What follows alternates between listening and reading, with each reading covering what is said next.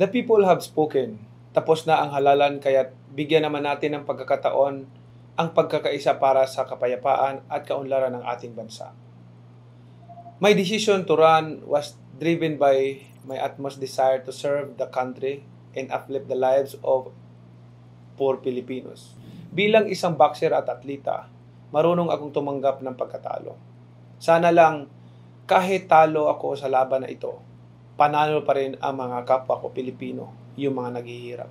Sa ating susunod na Pangulong Bongbong Marcos, ako ay nananalangin para sa tagumpay ng iyong administrasyon na maraming mga mahihirap ang maiangat ang buhay at matulungan.